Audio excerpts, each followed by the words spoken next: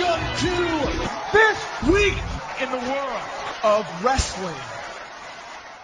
Welcome to TWitWoW, the best wrestling podcast made for wrestling fans, by wrestling fans, on the web today. I'm John, that's my cohort and commentary Ashton, and guys, this is our Monday Night Raw review, and I've gotta say, I know some people are probably gonna find that this Raw was awful. Some may find it exceptional. I'm traveling down that middle road. I thought, all things considered, this Raw was pretty average, with some really excellent segments sprinkled in between, to progress SummerSlam.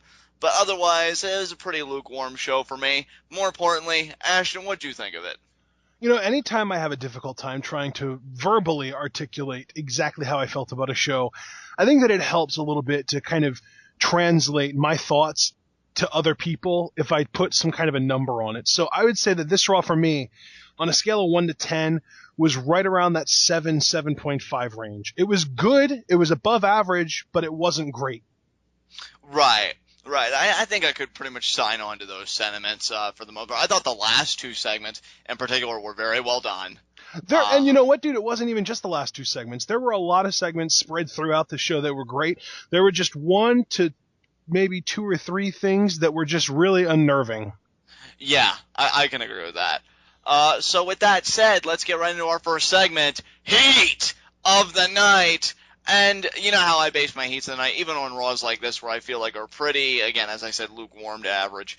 No heats of the night tonight. There was nothing really harmful or offensive on this show that I really felt the need to rant against. So I'm good on that. Ashton, what about you?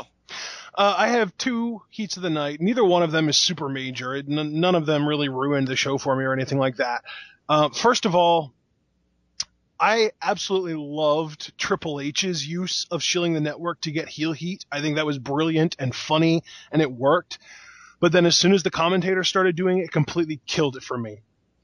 Yeah, you and I have this running joke between us, in conversation where it's like anything cool that catches on, the moment that Jerry Lawler does it, it kind of dies. And there's just commentary in general, like everybody really hopped on it, and it kind of made it uncool and unfunny. So I could see why you'd have that gripe, because then it really does just look like heavy promotion shoving it down everybody's throats. And you and I have spoken out against in the past when we feel like the app promotion gets excessive or the network promotion gets excessive. I'm curious, really, what their numbers will be like when they do go international, because I think they want to get those higher numbers, and bad. Because, the latest numbers... Again, though, I think that my whole theory is promote the network at maybe like once or twice per show. I would say once per hour would be fitting.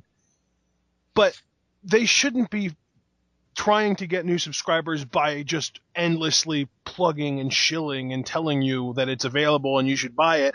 They should try and get new subscribers by making their product better so people will feel inclined to do it whether you tell them to or not. Exactly. I think it does come back to the television product because, like you said, Raws and SmackDowns, well, all I know is Raws, maybe SmackDowns a bit sooner, but, they become available on the network like a month after they air. So if you have a really incredible Raw and people are just itching to watch it again and just watch it to their heart's content without fear of any kind of copyright or anything like that, they'll want to order the network so that they know that that's assured.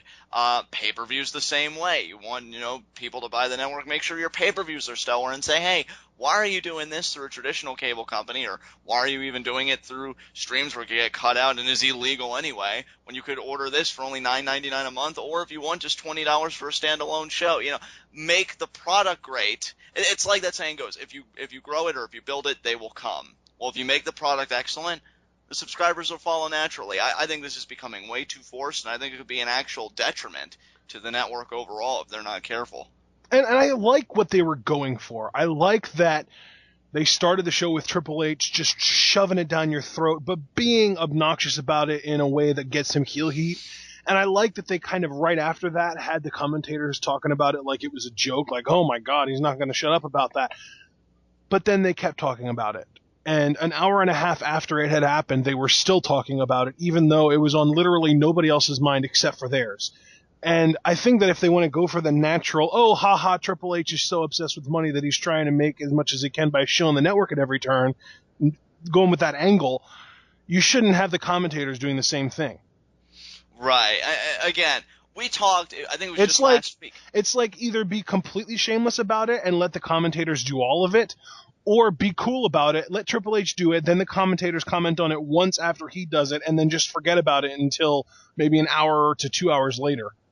Right. Well, it was like we were talking about last week, bro. When Chris Jericho came out and he was Right. having fun at Stephanie's expense. That was a great advertising play. There's a Yeah. difference in between, being shrewd and cunning and just being blatant.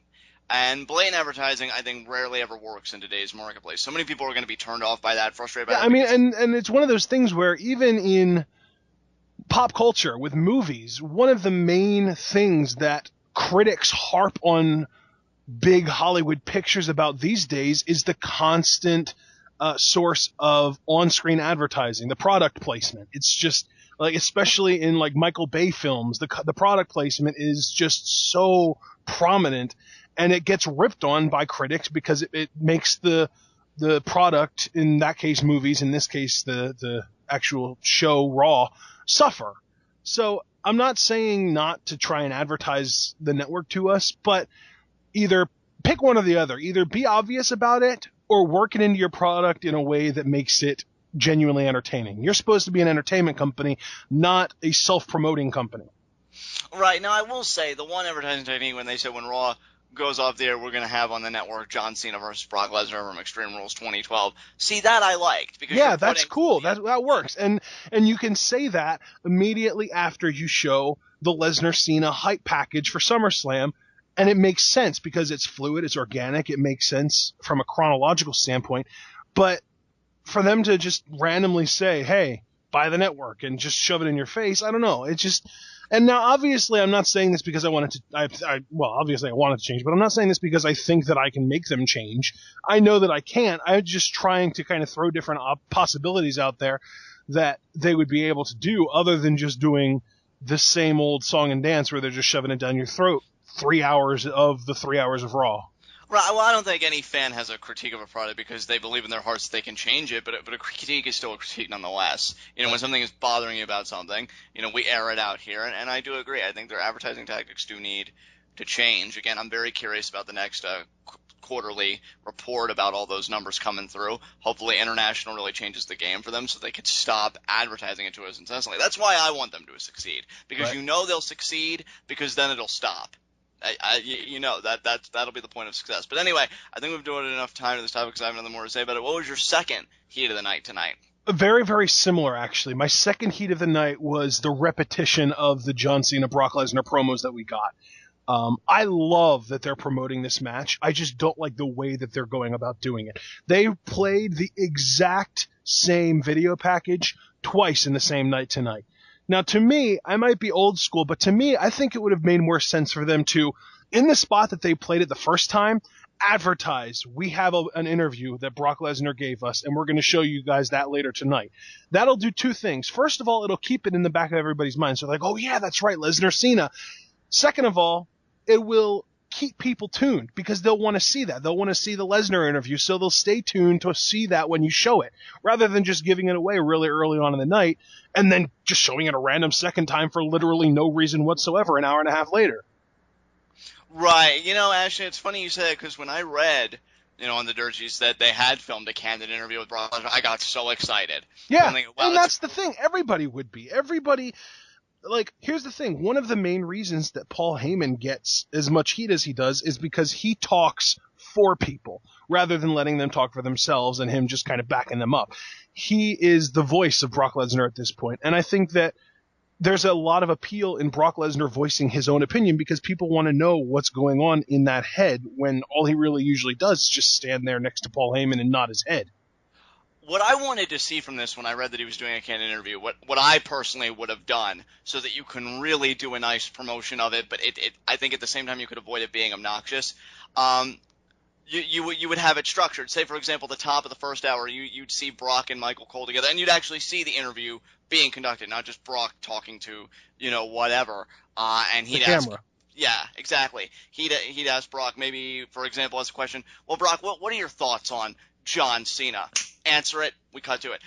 Second hour, you have maybe Brock answer a question.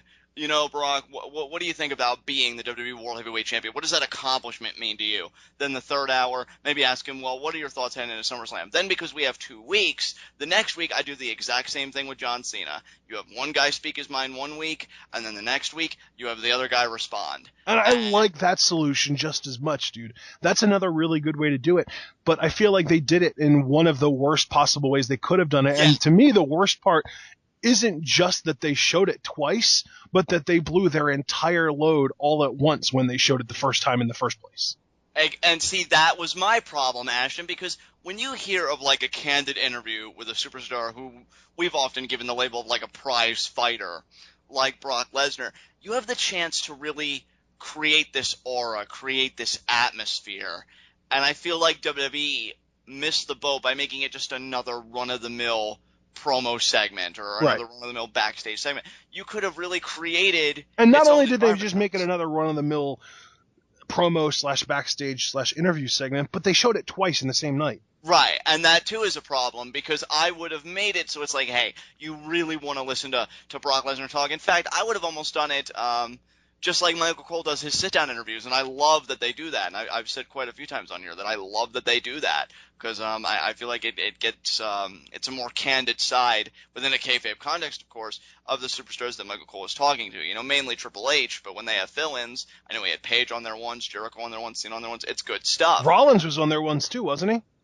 He may have been, and if not, that definitely should be something they do in the future. Talk about, well, how did it feel, losing to Heath Slater, things like that. So if they had done something similar, I would have been totally engaged. But when it dawned on me, like, what this actually was, I'm like, well, Brock still had some great sound bites in there. There's no question.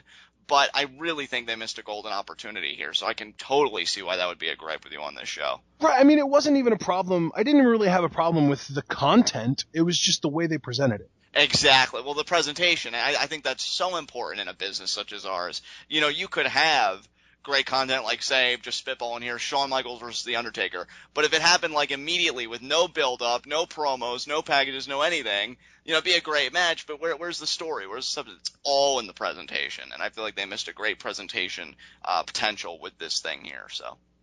All right, that's all I have for you then for Heat of the Night. Absolutely. Well, great 2 picks there, man. Well, I'll have to get back soon. I mean, again, nothing's really just irked me yet, or I haven't really pointed anything out, but we'll have to see if I get back to it, maybe this coming SmackDown or NXT. That's likely.